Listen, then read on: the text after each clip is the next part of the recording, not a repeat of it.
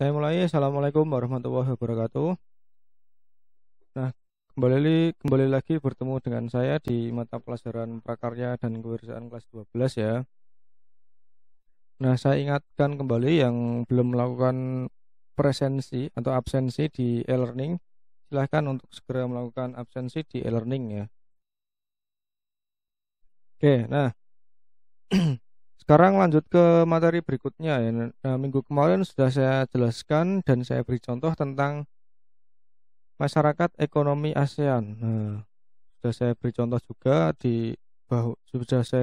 bahwa di negara ASEAN ternyata sekarang sudah mulai membuka pasar perdagangan yang seluas-luasnya, dan ini dibuktikan dengan begitu mudahnya kita berbelanja online di luar negeri.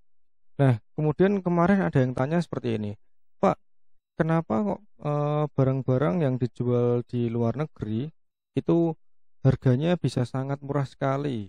Nah, itu kenapa? Ya, karena yang pertama ya, karena sudah mulai dibuka, ini sudah ada masyarakat ekonomi ASEAN. Perdagangan di negara-negara tetangga, di negara ASEAN itu sudah mulai dibuka seluas-luasnya. Kemudian alasan yang kedua nih.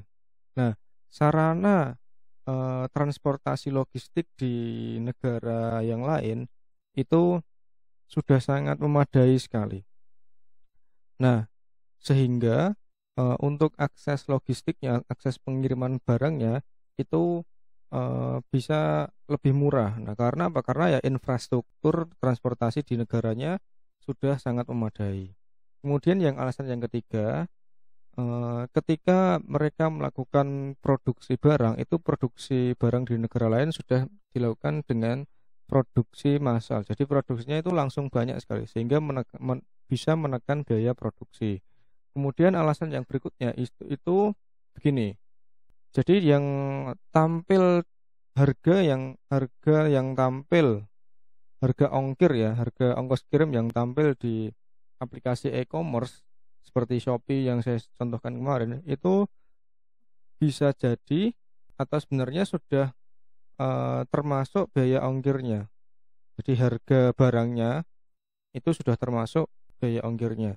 Jadi ada barang yang dijual, harga barang yang dijual itu sudah termasuk harga ongkirnya. Jadi biaya kirimnya itu ada yang dibebankan ke harga jual barangnya gitu. Nah, sehingga harga jual barangnya, harga ongkos kirimnya dari negara lain ke negara kita, misalnya kita beli barang di luar negeri, itu bisa menjadi lebih murah seperti itu. Nah, terus ada lagi yang tanya, Pak, ini kan materinya jasa ya, produk jasa. Nah, terus gimana caranya kita memasarkan jasa kita melalui e-commerce? Ya sama saja, kita menjual jasa atau skill kita di e-commerce. Nah, kalau menjual jasa di e-commerce, tinggal kita itu pinter-pinternya mencari website yang dapat menjual jasa atau kemampuan yang kita miliki. Contoh ya, misalnya kita pinter mendesain ya. Nah, jasa desain itu bisa dipasarkan melalui website namanya misalnya ya 99design.com.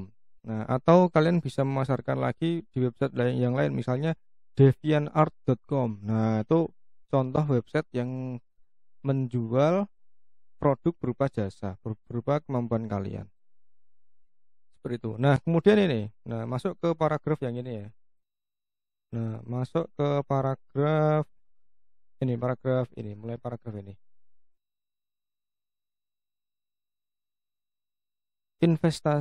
Investasi sumber daya manusia dilakukan dengan mengantisipasi diri melalui peningkatan kompetensi dan terserap di lapangan pekerjaan. Nah, kembali lagi ke MEA, Masyarakat Ekonomi ASEAN ya. Nah, sebenarnya adanya MEA dengan dibukanya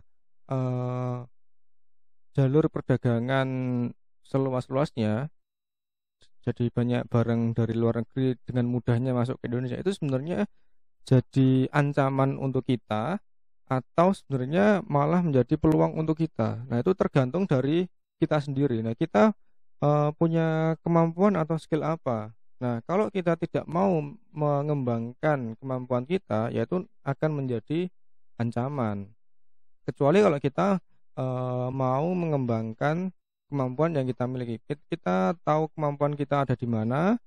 Nah, itu akan menjadi peluang adanya masyarakat ekonomi ASEAN. Jadi skill atau kemampuan kita bisa kita jual belikan di luar negeri dengan cara yang sangat mudah. Nah, itu untung dan ruginya MEA, masyarakat ekonomi ASEAN. Nah, jadi semakin ke sini kita dituntut untuk semakin cepat belajar. Nah, jadi kalau kita tidak mau belajar ya nanti kita tersaingi oleh negara yang lain. Seperti itu. Nah, di buku ini di halaman 42 nah ini dikasih contoh nih. Dikasih contoh pekerjaan yang menggunakan jasa nih. Ini ada contoh nih. Sebagai satu contoh usaha di sektor perhubungan udara nih. Nah, ini banyak membutuhkan tenaga terampil di bidang jasa. Yang pertama jasa perawatan, kemudian jasa perbaikan pesawat, jasa layanan kargo dan logistik. Nah, kemudian ada jasa ini, desain center, maintenance center, maintenance itu perawatan. Nah, ini contoh pekerjaan ini itu pekerjaan yang harus orang yang bekerja di sana itu harus punya skill. Nah, jadi punya kemampuan diri. Seperti itu ya. Demikian yang dapat saya sampaikan. Nah, kalau ada yang mau ditanyakan silahkan bertanya di e-learning atau boleh juga bertanya di grup Telegram. Saya akhiri. Wassalamualaikum warahmatullahi wabarakatuh.